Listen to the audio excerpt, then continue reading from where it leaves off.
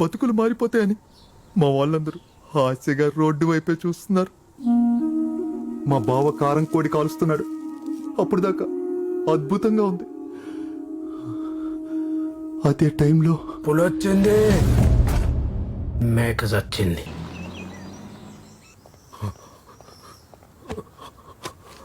ఏం పర్లేదండి, నేను హాస్పిటల్ తీసుకెళ్తాను.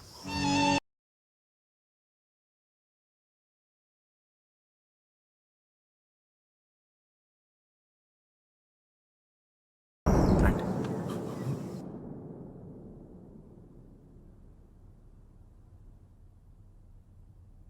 వెళ్ళాలనుకున్నవాడివి మీ నాన్న ఫోన్ చేసినప్పుడు నాకు సంబంధం లేదని ఎందుకు చెప్పావు? ఒక యుద్ధం వచ్చినప్పుడే దేశంలో ఉన్న అందరూ కులం, మతం, ప్రాంతం అనే తేడా లేకుండా కలిసిపోతారు సార్.